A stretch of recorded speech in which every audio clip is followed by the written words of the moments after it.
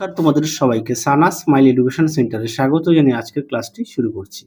আজকে তোমাদের সঙ্গে আলোচনা করব তোমরা যারা পঞ্চম শ্রেণীর দ্বিতীয় পর্যায়ক্রমিক মূল্যায়ন পরীক্ষা দেবে তোমাদের জন্য রায় ও মার্টিন প্রশ্নবিচিত্র থেকে আজকে সমাধান করব পঞ্চম শ্রেণীর পরিবেশ বিষয় মডেল নম্বর 4 অর্থাৎ 4 নম্বর স্কুলের যে সমস্ত ছোট ও বড় প্রশ্ন আছে তার সমস্ত প্রশ্নের উত্তরের সমাধান করে দেখাবো। চলো দেরি না করে মূল বিষয়ে যাওয়া যাক। দেখো, প্রথমে আমরা সমাধান করব সঠিক উত্তরটি নির্বাচন করো। একে আছে পশ্চিমবঙ্গের পশ্চিম দিকটা, উত্তরটা হবে মালভূমি অঞ্চল, অপশন গ। দিয়ে দেখো দ্বারকেশ্বর ও শিলাবতী নদী মিলিত হয়ে নাম হয়েছে, উত্তরটা লিখবে রূপনারায়ণ নদী, অপশন গ। তিনে দেখো গঙ্গা হলো একটি নিত্যবাহ নদী, অপশন গ। চারে দেখো ধাপ চাষ হয় পার্বত্য অঞ্চলে, পাহাড় কেটে। হ্যাঁ,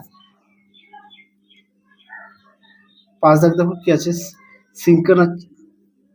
সিঙ্কোনা চাষ হয় মংপুয়ে, অপশন ক। পরবর্তী প্রশ্ন দেখো কি আছে,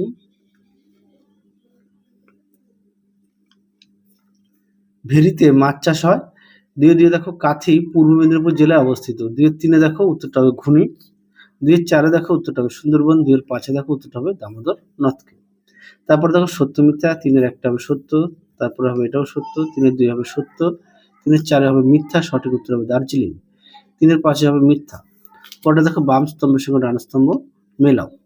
সার্ডিন হবে উমো অর্থাৎ সমুদ্রের মাছ। তারপর আছে আলুর পাতা হবে ঘ জমির সার।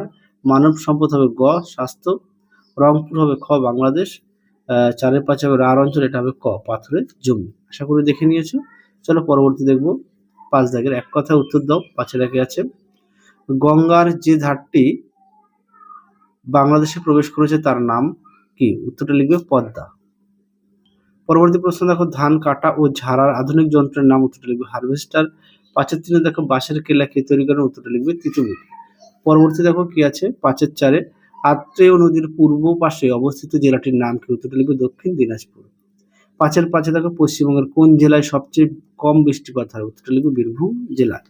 পরবর্তী প্রশ্ন দেখো 6 রাখে বাবা সাহেব আম্বেদকরের প্রকৃত নাম কি, উত্তরটা লিখবে ভীমরাও রামজি আম্বেদকর। পরেরটা দেখো গান্ধীবুড়ি কাকে বলে, উত্তরটা লিখবে মাতঙ্গিনী হাজরাকে।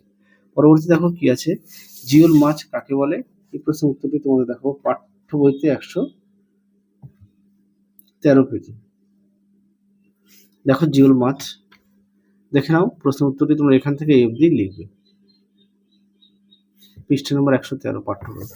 পরবর্তী দেখো কি আছে ভারতের সবচেয়ে গভীর মেট্রো স্টেশন কোনটি, উত্তরটা লিখবে হাওড়া। তাহলে চলো আজকের মতো এখানেই সমাপ্ত করছি। আবার দেখা হবে খুব শীঘ্রই তোমাদের পরবর্তী ভিডিওতে। তোমরা সবাই সুস্থ থেকো, ভালো থেকো। আজকের মতো টাটা।